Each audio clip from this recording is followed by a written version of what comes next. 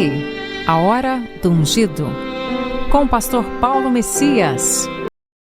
Olá, meus amados irmãos e irmãs, a quem vos saúdo com a graça e com a paz do Senhor Jesus. Eu sou o pastor Paulo Messias, da Igreja Videira de Canaã, Goiânia, Goiás, Brasil, para o mundo, chamado por Deus para curar os enfermos, libertar os cativos e pregar o Evangelho da graça. Por isso, antes de orar por você, eu quero compartilhar uma breve palavra que fala ao seu coração. O que acontece no mundo espiritual quando você vai para a cama com alguém? Sabe, meu amado irmão, minha amada irmã, a maioria das pessoas hoje não consegue se guardar em santidade sexual até o casamento. Isso inclui os cristãos, que na teoria sabem que o sexo só é permitido por Deus após o matrimônio. Mas por que será que isso acontece? Por que existe tanta gente com problemas nessa área? E por que muitos não conseguem parar de trair, mesmo dizendo que amam seus cônjuges? Nesta mensagem de hoje, eu quero te mostrar que o problema não está apenas na questão física, mas principalmente na questão espiritual. Você vai descobrir o que acontece no mundo espiritual quando você vai para a cama com alguém.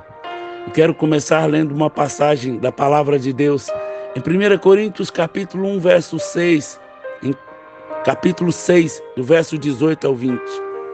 Paulo diz: fujam da imoralidade sexual. Todos os pecados que alguém comete-os fora do corpo, os comete. Mas quem peca sexualmente, peca contra o seu próprio corpo. Acaso não sabem que o corpo de vocês é santuário do Espírito Santo que habita em vocês, que lhes foi dado por Deus, e que vocês não são mais de si mesmos? Vocês foram comprados por um alto preço. Portanto, glorifiquem a Deus com o corpo de vocês. Meus irmãos, não são poucos os cristãos que estão debaixo de uma opressão do diabo e presos a uma vida sexual promíscua. Acontece que a Bíblia é bem clara a respeito de como Deus espera que os seus filhos vivam. Em 1 Tessalonicenses capítulo 4, do verso 4 ao 5. Cada um saiba controlar o corpo de maneira santa e honrosa, não com a paixão e desejo desenfreado, como os pagãos que desconhecem a Deus. O problema é que nós vivemos no meio de uma sociedade que defende a relação sexual antes do casamento como algo normal, declarando que não há nada demais em ter vários parceiros sexuais antes de assumir o compromisso do matrimônio com alguém. O que eles pensam diferente disso são chamados de antiquados, caretas. Mas a Bíblia diz sobre essas coisas de pessoas que ficam normalizando o sexo antes do casamento. Essas pessoas vivem se queixando, são descontentes com a sua sorte, seguem os seus próprios desejos impuros, são cheias de si e adulam os outros por interesses. Todavia, amados, lembre-se que foi predito pelo apóstolo do nosso Senhor Jesus Cristo. Eles diziam a vocês: nos últimos tempos haverá zombadores que seguirão seus próprios desejos ímpios.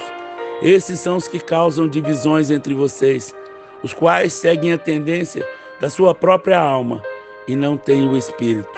Judas capítulo 1, versos 16 e 19. Você pode até pensar que não há problema nenhum ir para a cama com alguém sem compromisso. Saiba que cristão que não domina o impulso sexual acaba sendo usado por Satanás e mais cedo ou mais tarde poderá ter a sua vida destruída e se afastar completamente do Senhor. Irmãos, Deus criou o casamento para o homem e a mulher se sentissem plenamente satisfeitos em suas necessidades sexuais. Buscar saciar esses desejos fora do matrimônio é um pecado grave contra o nosso corpo.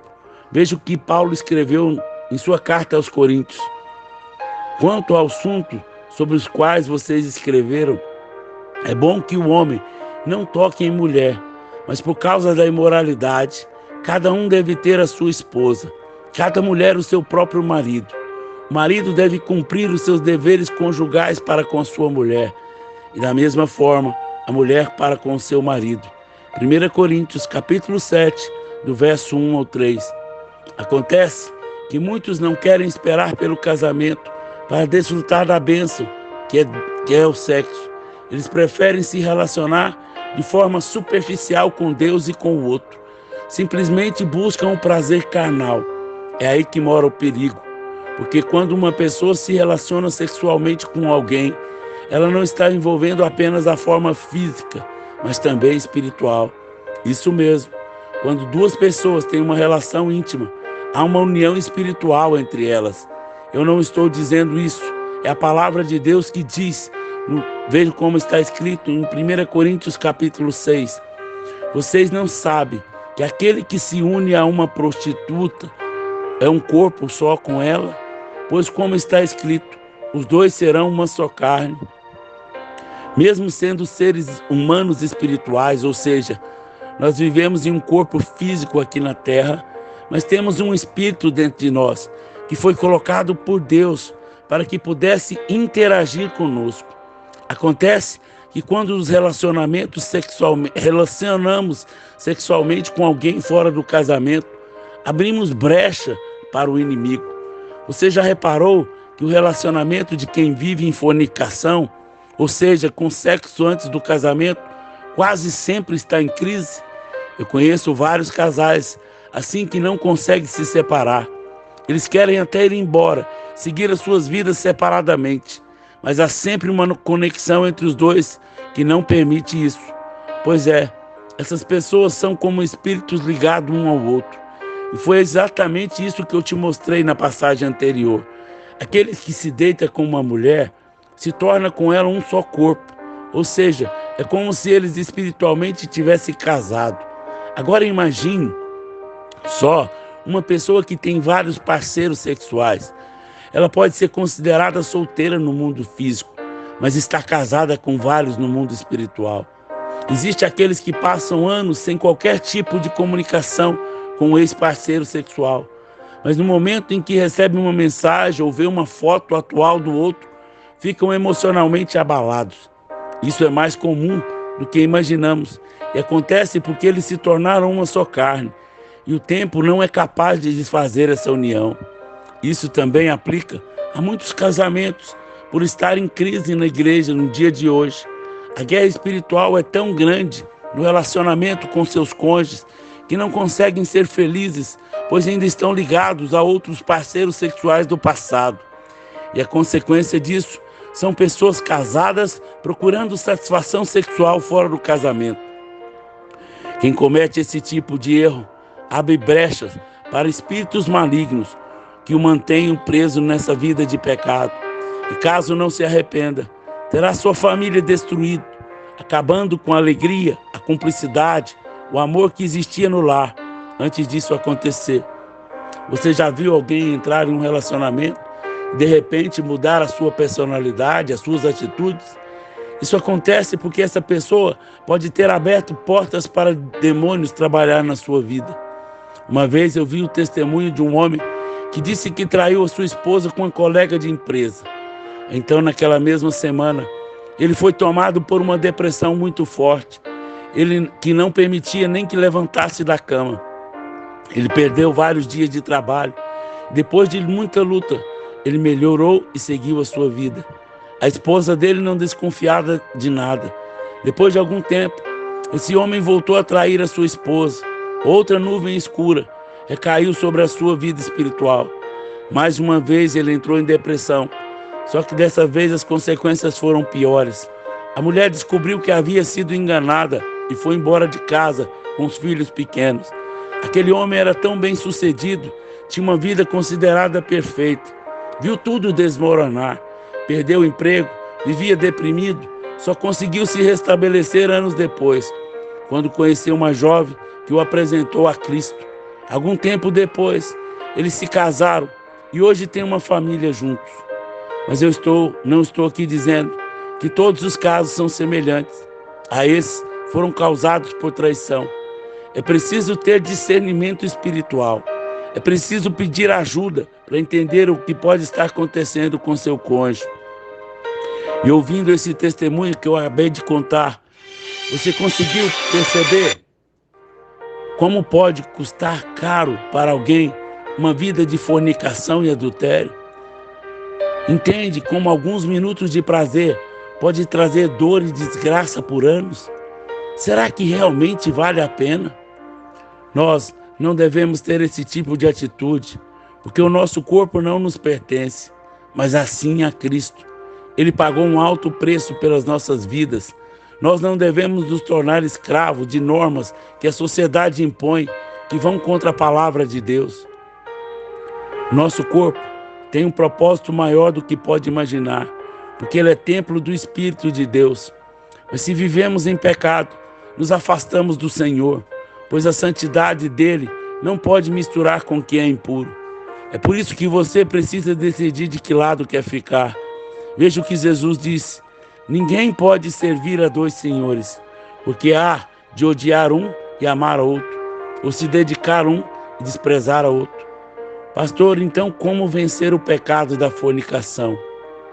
Irmãos, eu não sou essa palavra para te condenar, ou fazer você se sinta a pessoa mais suja de todas. Essa mensagem é um chamado de Deus para você se despertar, se arrepender do seu pecado e voltar a viver unicamente para Cristo, consagrando a Ele o seu corpo, a sua mente, o seu espírito.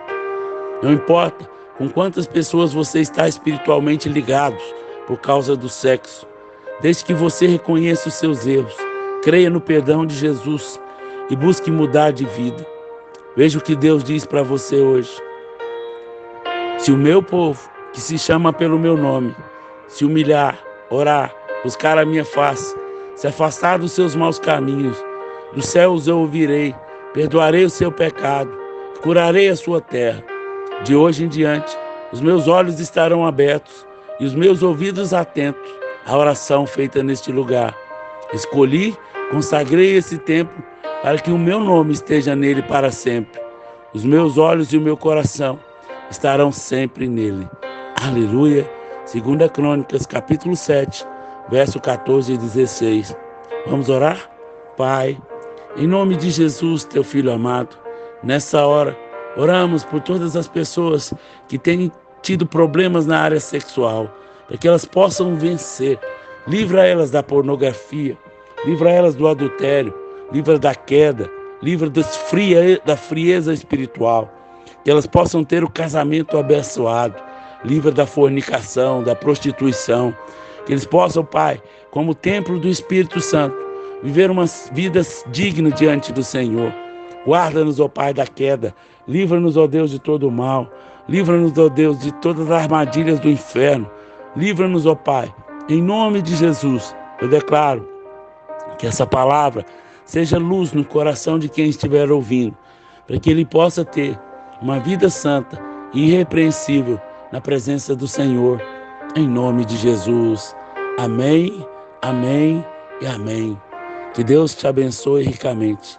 Se você foi edificado por essa palavra, nos ajude a divulgar, para que mais e mais pessoas recebam ela e tenham revelação da sua vida.